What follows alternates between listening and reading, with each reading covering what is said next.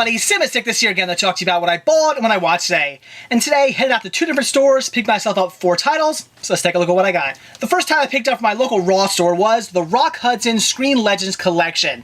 Now this here is pretty much a complete blind buy. I just had some Raw store credit, so I picked this one up just as something to get. All the other titles I had were really nothing I was interested in. This is the only title I had that I wanted to get. So like I said, complete blind buy. Comes with, has anybody seen my gal, a very special favor, the Golden Blade, the Last Sunset, and the Spiral Road. Now I have heard the Spiral Road is pretty good, so definitely looking forward to seeing that. All the rest, again, a complete blind buy. I've heard nothing about them, but had to pick it up. Looking forward to checking it out. Then from there, I headed out to my local BJ's wholesale store and picked myself up 3 DVDs, all for $5.99 a piece. And yes, I know that is technically 99 cents over my $5 limit, but hey, every now and then I got a splurge. And the first title I got was The Change Up. This looked pretty interesting, looked pretty funny.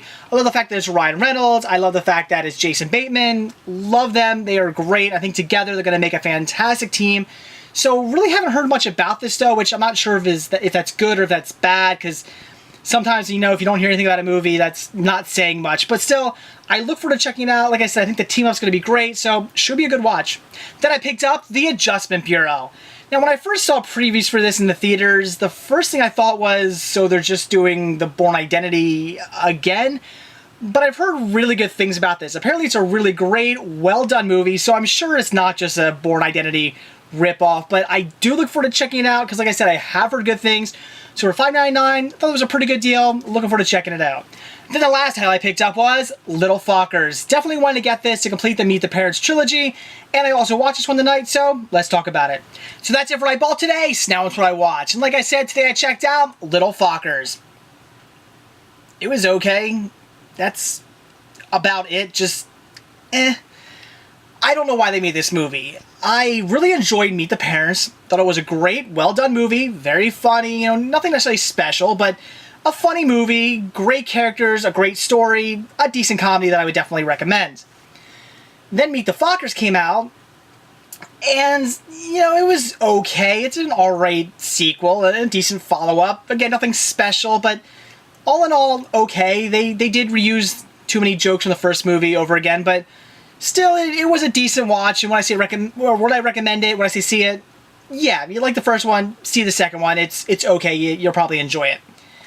So when I heard Little Fockers was coming out, I just didn't understand why. The last movie wasn't all that great.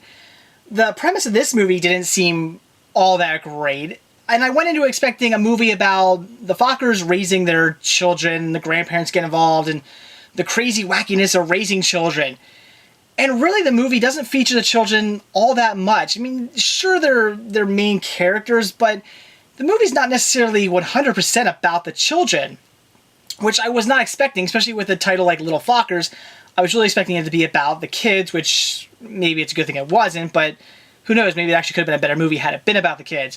So that's what I was expecting, not really about that at all.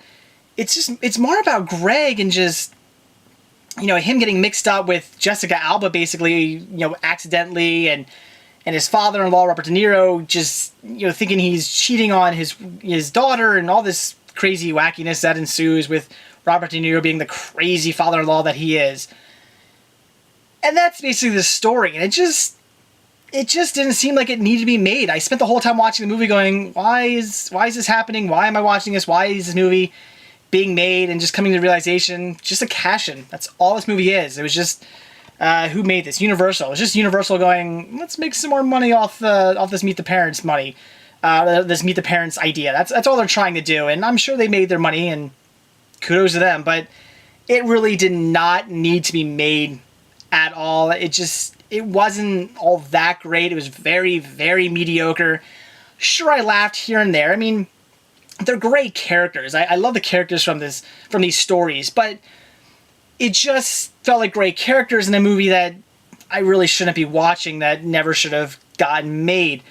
They reused, once again, like I said, in Meet the Fockers, they reused a lot of jokes from Meet the Parents, which I was kind of bummed they kept doing that. In this movie, they reuse so many jokes from the first movie, and also give so many winks and nods back to the first movie, which, you know, that movie was only a few years ago. They really need to keep doing that. It's just, be original. Stop trying to be the first movie again and use jokes that we saw in the last two movies. Okay, we get it. I mean, how many times do we need to see that dance? Look, they used it on the front cover. How many times do we need to see that joke? It was getting so old, and again, just other jokes they reused. There's a scene in here with Jessica Alba, which I'm certainly not complaining about this. Believe me, I'm a male. I love me some Jessica Alba, but there's a scene where she gets down into her underwear, and it just felt really forced. You were like, why is Jessica Alba getting in her underwear? Did she really need to? It basically felt like they were just trying to get Jessica Alba into her underwear. Like, ooh, Jessica Alba's in underwear in this movie, come see it. I kind of felt maybe that's what they were trying to do. It just seemed really forced. I don't think she, needed to strip down for that scene. Again, I'm certainly not complaining. I enjoyed that scene, but it just felt really out of place and kind of weird. Jessica Alba's character, she was okay in it. I kind of liked her character. She got kind of weird towards the end, but she was decent. So everybody in the movie did a good job. They were good in the movie. It was just kind of written poorly. Again, one too many jokes reused from the first movie. It just felt kind of like a waste. So would I recommend the film? I mean, if you've seen the first two and you enjoyed them, I'd say give it a rent. That's about it. If you go to your local rental store, maybe Redbox or Netflix, yeah, check it out. You might enjoy it. Picking it up, you come across it for really cheap, I guess. If you already own the first two movies and you come across this really cheap, sure, pick it up. Finish off your trilogy. But again, wait till you find it for really cheap. I'm thinking under $5. If you come across this for like $3, get it. Otherwise, I'd say pretty much stay away. I don't feel like I wasted my money paying $6 for this. It was enjoyable, kept me entertained for the hour and a half. But again, it just felt like a movie that shouldn't have been made, didn't really need to be made.